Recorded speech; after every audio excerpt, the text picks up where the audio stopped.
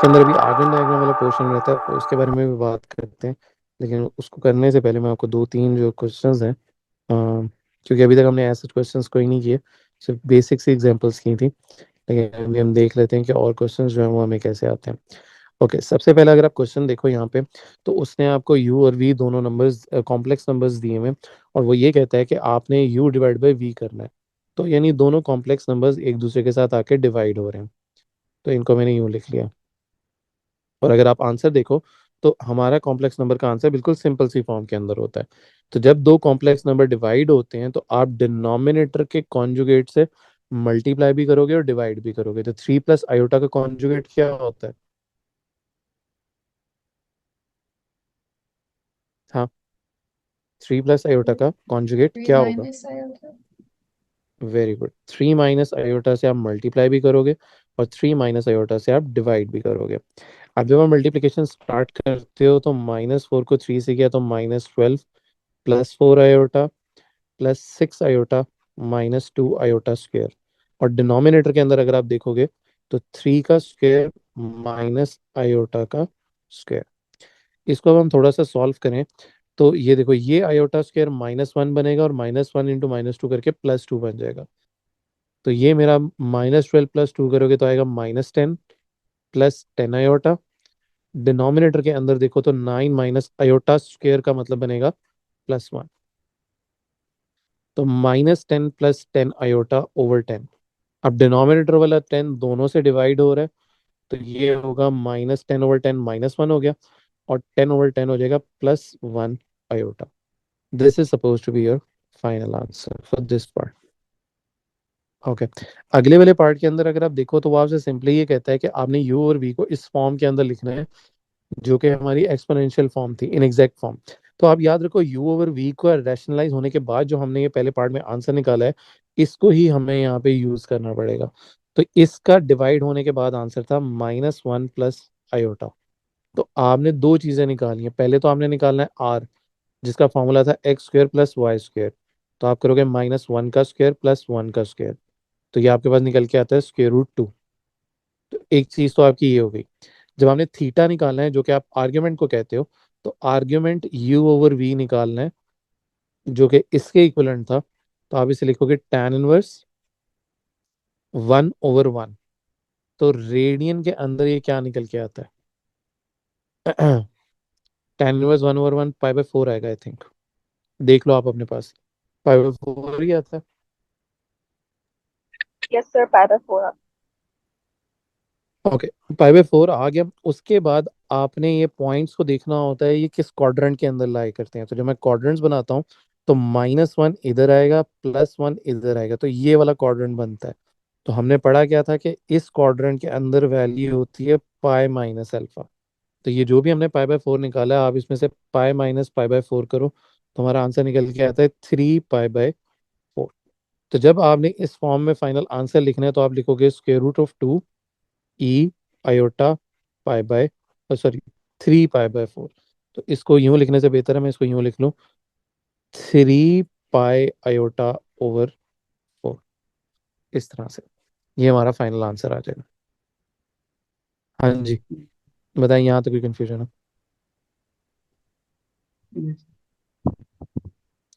Okay, अच्छा। एक ये क्वेश्चन करते हैं, फिर इसके एक नीचे वाला करते हैं, ठीक है? उसके बाद आर्गन डायग्राम के बारे में डिस्कस करेंगे। इस वाले क्वेश्चन को अगर आप देखो, तो इससे मिलता जुलता क्वेश्चन भी हमने उस दिन एक किया था, इफ यू रिमेम्बर।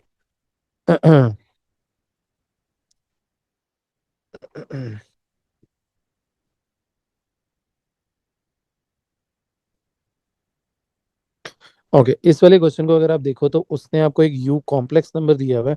वो ये कहता है कि आपने इसके दो स्क्वायर रूट्स आते हैं, आपने वो स्क्वायर रूट्स फाइंड आउट करने हैं।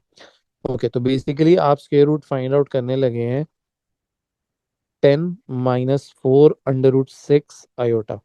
इसका आपने लेना है स्क्वायर रूट, और हमें पता है कि हमारा जो आंसर है वो a + आयोटा b के इक्वल होगा, ये उसने आपको दिया हुआ है। ओके, स्टार्टिंग किस तरह करते थे, दोनों साइड्स पे आप स्क्वायर लेना स्टार्ट करें। इस साइड पे भी स्क्वायर लेंगे, इस साइड पे भी स्क्वायर लेंगे।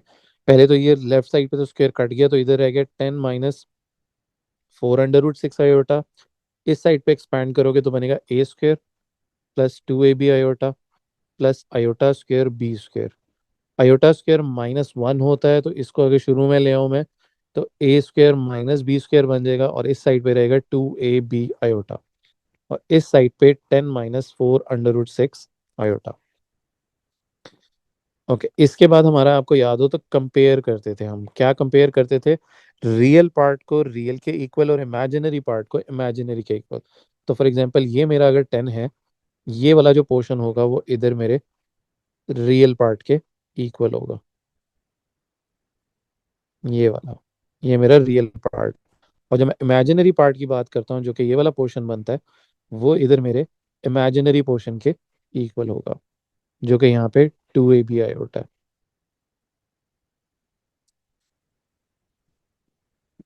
ओके, वैल्यूज अब थोड़ी सी लिखना शुरू करते हैं कि 10 = a² - b² ये वाली साइड, और दूसरी साइड पे -4 √6 = 2ab।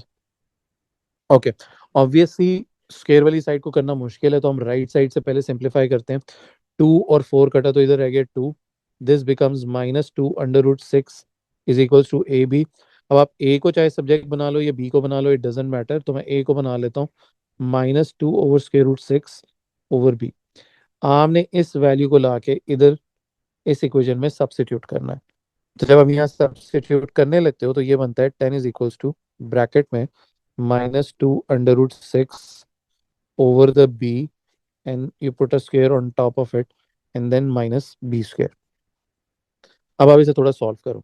ये जब हम सॉल्व करने लगते हैं, ये बनता है 4, √6 स्क्वायर से कट जाएगा तो ये रह जाएगा 6, डिनोमिनेटर में b का स्क्वायर -b² = 10। -b² को मैं इधर ले आता हूँ, तो 10 + b² = 24/b²। क्रॉस मल्टीप्लाई करो, you would get 10b² +b⁴, और 24 को उठा के मैं इस साइड पे ले आता हूँ, तो -24 = 0। रीअरेंज कर लेते हैं, b4 +10b² -24 = 0। अब ये पावर 4 वाली इक्वेशन है, इसको हम मिड टर्म की तरह कर सकते हैं, या सब्स्टिट्यूशन आप सपोज करके कर सकते हो। तो आप जरा इस पे क्वाड्रेटिक फॉर्मूला लगा के बी की वैल्यूज बताते हो, वो बी की वैल्यूज नहीं आएंगी, वो b² की वैल्यूज आएंगी। तो आप दोनों मुझे b² की वैल्यूज बता दो कि क्या निकल के आती हैं, दो।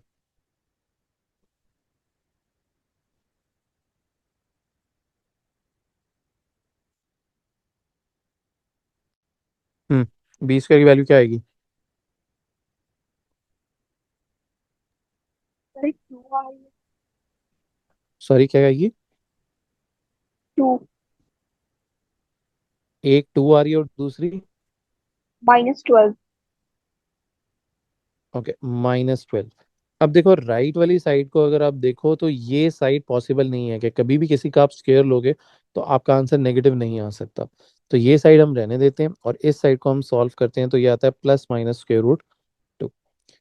अब इसकी हेल्प से जब मैंने ए की वैल्यू निकालनी है, तो ये देखो, ऊपर ए की ये वाली इक्वेशन थी, मैं इस इक्वेशन में ला के मुझे इसे यहाँ पे सब्स्टिट्यूट करना पड़ेगा, तो मैं थोड़ा जूम आउट कर लेता हूँ। तो ए की एक दफा जब आप सॉल्व करोगे, तो a = -2 √6 ओवर +√2, और एक दफा करेंगे a = -2 √6 ओवर -√2। तो ये कैलकुलेटर ही आपको डायरेक्टली रैशनलाइज कर देगा। तो जरा कैलकुलेटर पे इस चीज को डायरेक्टली डालो, देखो आपके क्या आंसर आते हैं, एक या दो।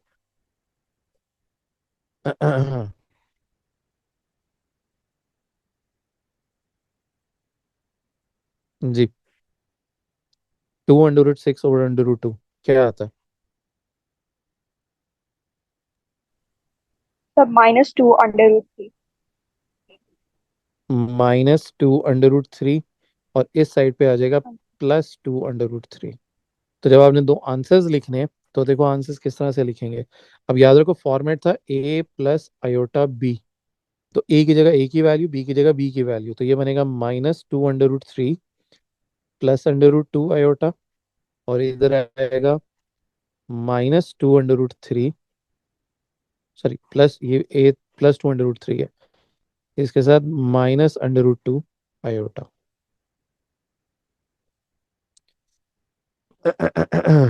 बताओ, समझ आया कि नहीं आया, ये किस तरह से करना था? हाँ। Yes, sir. ओके। अच्छा, अब मैं चाह रहा हूँ कि हम ये वाला एक क्वेश्चन है जो हम कर लेते हैं। अब रिसेंट एग्जाम्स में ना ये बहुत ज़्यादा आना शुरू हो गया। ठीक है। ओके, एक्चुअली इसके दोनों पार्ट्स ना मेरे में कॉपी कर लेता हूँ, फिर इसको स्टार्ट करते हैं। क्योंकि इसमें एक्चुअली वो आपके दो टॉपिक्स टेस्ट कर रहा है। एक तो कॉम्प्लेक्स नंबर्स तो टेस्ट हो ही रहा है, इसके साथ एक और टॉपिक है, उसके बारे में भी बात करते हैं। तो मे बी पहले तो चलो आपको मैं क्वेश्चन दिखाता हूँ, मे बी आप आइडेंटिफाई कर पाओ कि दूसरा टॉपिक जो है वो कौन सा होगा। तो एक तो मेरा पार्ट ये होगा, and the second one is suppose to be my this part. Okay. तो पहला काम तो बस यही होगा कि आइडेंटिफाई करना है कि आपने इस क्वेश्चन में करना क्या है। अगर आप यही नहीं फिगर आउट कर पाओगे तो आगे तो फिर मुश्किल ही होगा।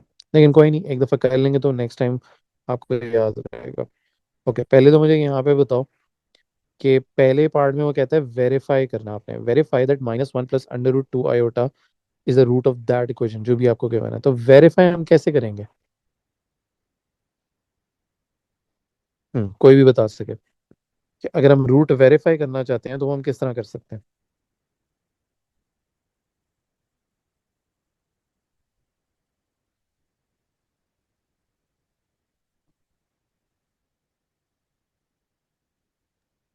We can solve the equation. How are you suppose to solve this equation? चलो।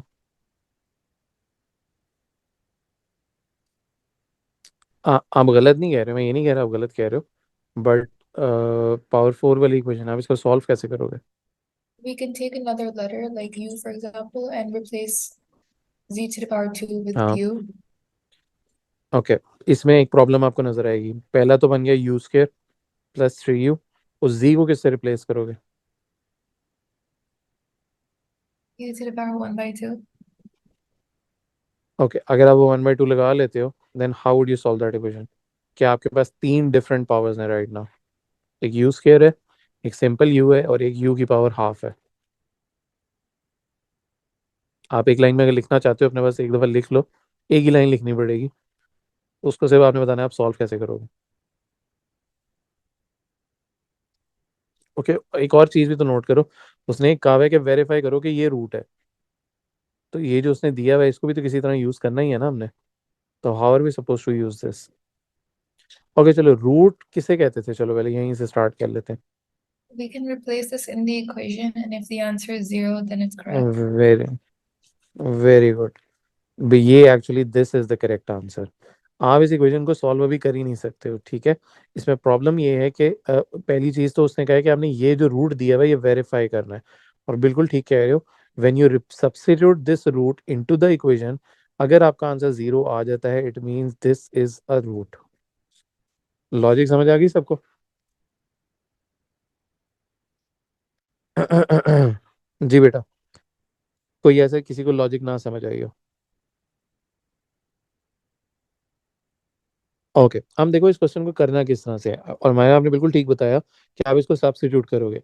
अब इसको अगर डायरेक्टली सब्स्टिट्यूट करोगे ना तो मे बी थोड़ा लेंथी हो जाए, मे बी कोई मिस्टेक भी हो जाए। तो मैं प्रेफर ये करता हूँ कि हमें जो जो चाहिए ना हम वो लिख लेते हैं। इस बात का मतलब क्या है कि जो हमारा रूट दिया हुआ वो ये दिया हुआ -1 + √2 आयोटा। हमें जो पहली चीज चाहिए, एक हमें चाहिए z का स्क्वायर। ओके, तो we are going to take the square of this thing, -1 + √2 iota. अब जब आप इसका स्क्वायर लेते हो तो क्या स्क्वायर आएगा? सॉरी, स्क्वायर ऊपर लगेगा। ये आएगा 1 - 2 √2 आयोटा प्लस √2 आयोटा का स्क्वायर। इसको थोड़ा सा सिंप्लीफाई करो, what do you get? 1 - 2 √2 iota, और जब आप उसका स्क्वायर लोगे तो that would become 2 iota square. Iota square होता है -1, तो ये बन जाएगा -2। तो 1 - 2 वुड गिव यू -1 -2 √2 आयोटा। बताओ, समझ आया कि नहीं आया कि पहली लाइन में मैंने क्या किया?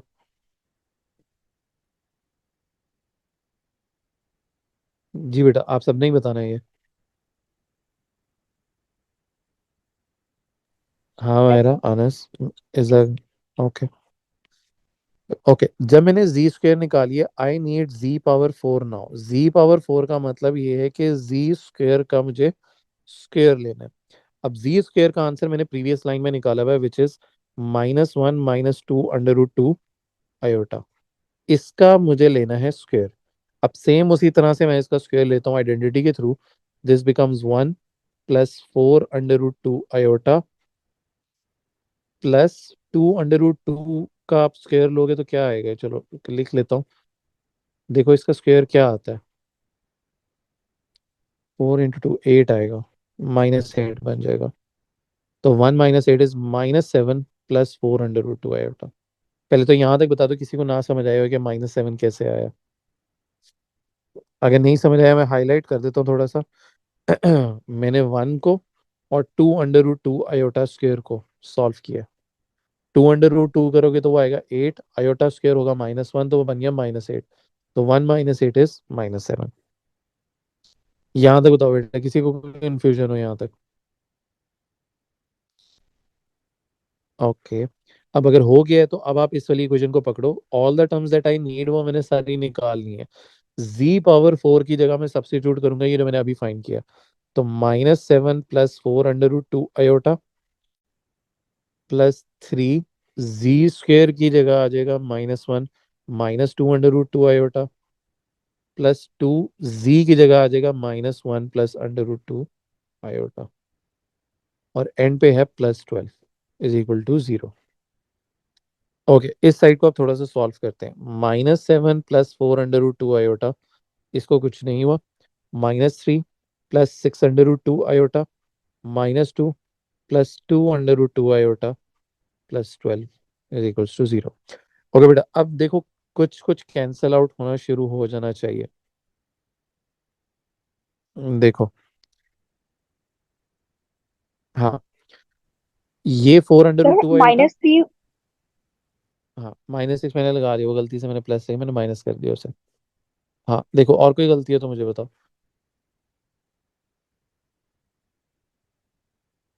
ओके, ये जो दो मैंने अंडरलाइन किए हैं, ये 4 √2 आयोटा +2 √2 आयोटा, ये बनेगा 6 √2 आयोटा। तो 6 माइ ये वाला -6 ये सारे एक दूसरे से सब्ट्रैक्ट हो रहे हैं। ये तीनों एक दूसरे से कट गए। -7 -3 is -10, -10 -2 is -12, -12 +12 is equal to 0। तो ये जो 0 निकल के आया, ये चीज आपको शो कर रही है कि -1 +√2 इज द रूट। समझ आया कि नहीं आया, किस तरह से शो करना बेटा?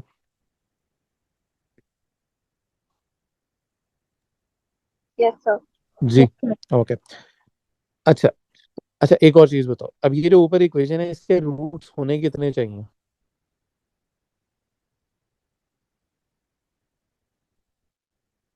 ये जो रूट, ये जो इक्वेशन हमें गिवन है ऊपर, how many roots of for this equation?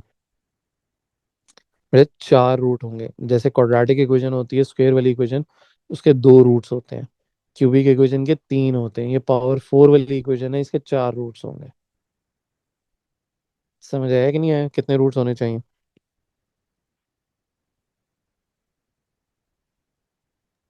Yes sir. अच्छा, बहरहाल। ओके, तो 4 रूट्स आप लोगों ने पूरे करने हैं। तो पहला रूट तो हमें उसने दे दिया, -1 +√2 आयोटा। तो ये मैं दोबारा से आप लोगों के लिए नीचे लिख रहा हूँ। पहला रूट है -1 +√2 आयोटा। अगर आपको याद हो, मैंने आपको बताया था एक इसी का कॉन्जुगेट जो होगा वो इसका दूसरा रूट होगा। तो जब आप इसका कॉन्जुगेट लोगे तो वो बनेगा -1 -√2 iota. This is my second root. Okay, problem होती है थर्ड और फोर्थ रूट में, वो हम किस तरह से निकालें। अब बेटा ये समझ लो थोड़ा सा, ये आपको करना पड़ेगा। 7 मार्क्स इसलिए हैं क्योंकि इसमें वर्किंग है बहुत। क्या वर्किंग है? आपने इनको उठा के इक्वल की इस साइड पे लेके आ जाना। ये बनेगा z+1 -√2 आयोटा, और इस साइड पे करोगे तो ये बनेगा z+1 +√2 आयोटा। अब जब आप इसको एक्सपैंड करते हो तो जरा एक्सपैंड करो, z को तीनों से मल्टीप्लाई करो, ये बनेगा z² +z +2 √2 आयोटा z। फिर 1 को तीनों से करो, +z+1 +√2 आयोटा। और इसी तरह आखिरी वाला करो तो -√2 को तीनों से करना है, -√2 आयोटा, और लास्ट वाला -√2 into √2 is 2, iota square means -1, तो ये प्लस हो जाएगा। यहाँ तक समझ आया कि नहीं आया बेटा सबको? हाँ। जी सर। ओके, अब आपने याद रखना है, इसमें एक ट्रिक होता है, या ट्रिक तो नहीं कहेंगे, इसमें आपने नोट ये करना है कि आयोटा वाली हमेशा टर्म्स कैंसल आउट हो जाती हैं जब भी आप इस तरह से करोगे। ठीक है, अगर नहीं हो रही तो आपने कहीं मिस्टेक किया है। जैसे +√2 आयोटा जी, -√2 आयोटा जी, ये दोनों एक दूसरे से कट गए। फिर +√2 आयोटा, -√2 आयोटा, ये दोनों भी एक दूसरे से कट गए। तो पीछे रह क्या गया, जी स्क्वेयर, ये वाला। उसके बाद ये जी और ये जी दोनों मिलके बन गए 2z। और इसी तरह आखिरी वाला 1 + 2 जो बनता है वो बनता है 3। तो बेसिकली ये क्वाड्रेटिक इक्वेशन की अगर आप क्वाड्रेटिक फॉर्मूला अप्लाई करते, तो ये जो दो रूट्स हमने ऊपर लिखे हुए हैं, ये दो रूट्स निकल के आते। ठीक है, बात समझ आ रही है कि नहीं आ रही? Yes, sir. ओके, अब इसकी हेल्प से हम रिमेनिंग दो रूट्स किस तरह से निकालेंगे। अब आपने याद रखो, अब मुझे बताओ रूट्स निकलते कैसे थे। हमने एक टॉपिक पढ़ा था जिसमें रूट्स निकलते थे, वो क्या टॉपिक था, या कैसे निकलते थे, याद है कि नहीं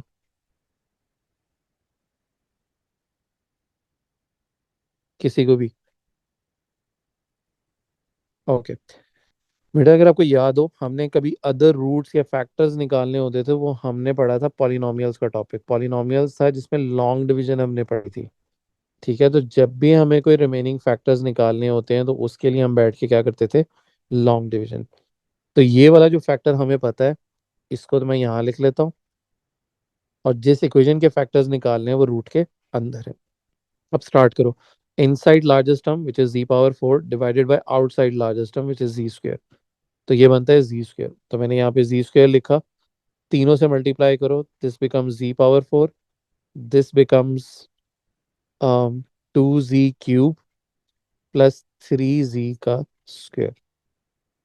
लाइन लगेगी, साइन चेंज होंगे, माइनस माइनस एंड माइनस, ये दोनों टर्म्स कैंसल आउट हो गई।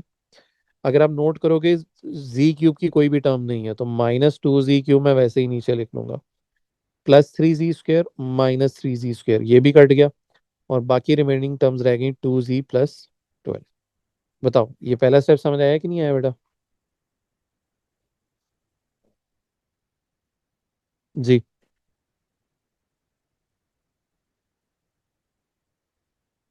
जी सर। ओके, फिर नेक्स्ट टर्म -2z³ / z², इसको सिंप्लीफाई करते हो तो आपके पास आता है -2z। तो यहाँ आप लिखो -2z, तीनों से मल्टीप्लाई करो बारी बारी, तो ये बनेगा -2z³ -4z² -6z। लाइन लगेगी, लाइन लगने के बाद साइंस चेंज होंगे, तो ये प्लस, ये भी प्लस, ये भी प्लस, पहली दो टर्म्स कैंसिल आउट हो गई। उसके बाद +4z² के साथ कुछ भी नहीं है, तो ये वैसे ही नीचे आ जाएगा, 2z + 6z 8z, और +12 जो है वो वैसे ही कैरी डाउन हो जाएगा। इसी तरह आखिरी टर्म 4z² को आप z² से डिवाइड करो तो आपके पास आता है 4, तो मैं 4 को यहाँ लिख लेता हूँ। अब 4 को तीनों से मल्टीप्लाई करो तो 4z² +8z +12, and the whole thing, नीचे लाइन लगी, साइन चेंज करो, माइनस माइनस माइनस, ये इससे कैंसिल, ये इससे कैंसिल, ये इससे कैंसिल, आपका रिमाइंडर निकल के आया 0। ये रिमाइंडर 0 ही इंडिकेट कर रहा है कि भाई ये मेरा फैक्टर है, और ये जो ऊपर लिखा है ये मेरा फैक्टर है। ठीक है, अगर 0 ना आता तो इसका मतलब है कि हमने कोई मिस्टेक कहीं ना कहीं कर दी है। यहां तक पहले समझ आया कि नहीं आया बेटा? जी। Yes, sir. ओके, अब देखो, हमने दो फैक्टर्स तो थे ऊपर जो बॉक्स बना हुआ है, ये दो फैक्टर्स तो वो थे। ठीक है, एक सेकेंड, हाँ दो फैक्टर्स तो आपके वो थे। अब यहाँ मैं लाइन लगा दूं जरा, ओके, और ये जो ऊपर निकल के आया हमारा क्वेश्चन, ये हमारे remaining of the two factors हैं, जी स्क्वायर माइनस टू जी प्लस फोर। इसको अगर मैंने और फैक्टराइज करना है तो मैं मिड टर्म से भी कर सकता हूँ, मैं क्वाड्रेटिक फॉर्मूला से भी कर सकता हूँ, आपकी चॉइस है। तो मैं इसको मिड टर्म से करते हुए मैं इजीली कर लेता हूँ। माइनस टू जी माइनस, नहीं, एक्चुअली ये इससे भी नहीं होंगे, आपको उसी से करना पड़ेगा क्वाड्रेटिक फार्मूला। तो आप क्वाड्रेटिक फार्मूला लगाते हो और मुझे बताते हो जी की वैल्यूज क्या निकल के आती हैं।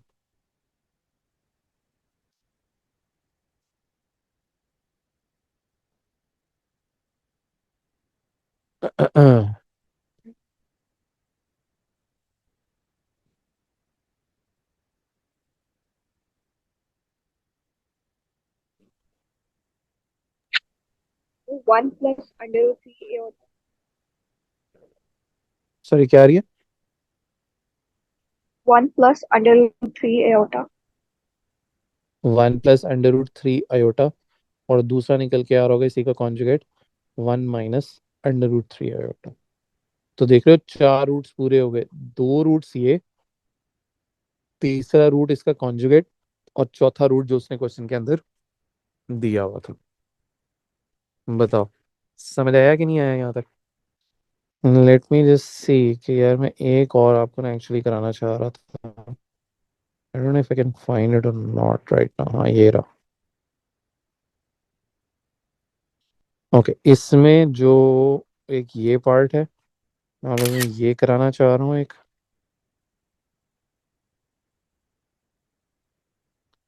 और एक इसका सी पार्ट है, वो मैं कराना चाह रहा हूँ आपको। ओके, पहले हम ये वाला पार्ट कर लेते हैं। इस वाले पार्ट के अंदर देखो, तो मुझे पहले बताओ स्टार्टिंग कैसे करेंगे इसकी।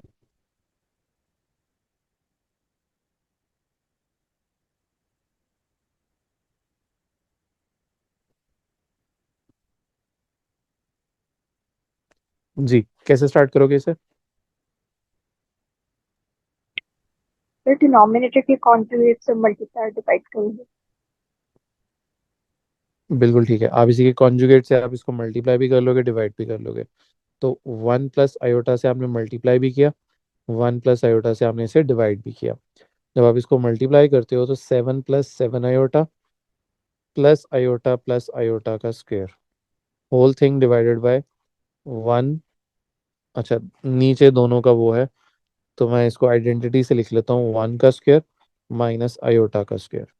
अब इसको थोड़ा सॉल्व करते हैं, आयोटा स्क्वायर इज -1 ऊपर भी और नीचे भी, तो नीचे वो +1 बन के 2 हो जाएगा, और यहाँ पे बनेगा 6 + 8 आयोटा। ओके, दोनों टर्म्स को डिवाइड बाई 2 कर लें तो आपका आंसर बनता है 3 + 4 आयोटा। बताओ, यहाँ तो कोई कंफ्यूजन नहीं, 3 मार्क्स का है, बहुत सिंपल स्ट्रेट फॉरवर्ड, कुछ भी नहीं करना है इसके अंदर। हम्म, समझ आया कि नहीं आया यहाँ तक? जी सर। ओके, इसमें जो करने वाला पार्ट जो मैं आप लोगों को एक्चुअली कराना चाह रहा था वो ये सी वाला पार्ट है। ये थोड़ा सा डिफरेंट है, सिर्फ इसमें आपने समझना है कि आपने करना क्या है। ओके, इसमें वो ये कहता है, by considering the argument of both of these function, जो भी उसने फंक्शंस कह रहा हूँ, कॉम्प्लेक्स नंबर्स, जो भी दोनों आपके कॉम्प्लेक्स नंबर्स हैं, उनकी हेल्प से आपने शो करना है ये वाली इक्वेशन। ओके, अगर आप ऊपर देखो प्रीवियस पार्ट के अंदर, ये 7 + आयोटा और 1 - आयोटा, ये न्यूमिनेटर और डिनोमिनेटर ही दिया हुआ है, नजर आ रहा है?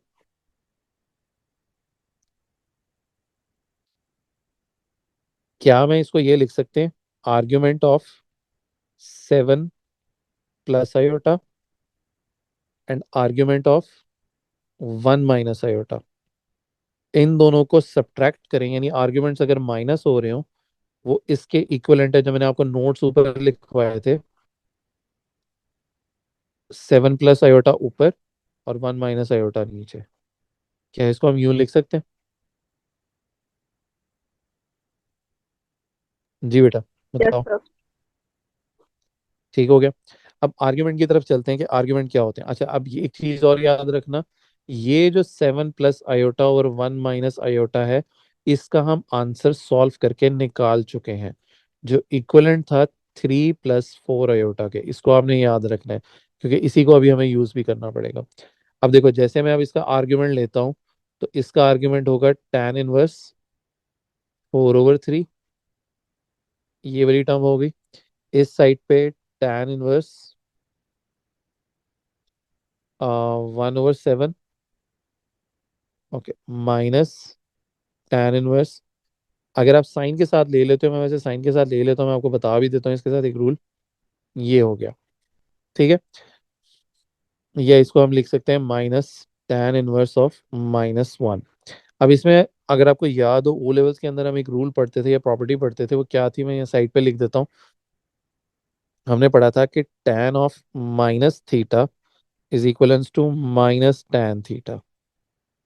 ये पढ़ा था कि माइनस जो है वो बाहर आ जाता है, ठीक है। तो ये वाला अगर मैं माइनस लगा हुआ है, इसको अगर मैं बाहर लगाना चाहता हूँ तो मैं इसको यहाँ पे लिख लेता हूँ प्लस tan इनवर्स ऑफ 1, यहाँ पे tan इनवर्स ऑफ 1/7, और आखिर में tan इनवर्स ऑफ 4/3। बताओ यहां तक समझ आया कि नहीं आया? tan इनवर्स ऑफ 1 क्या निकल के आता है कैलकुलेटर के ऊपर से?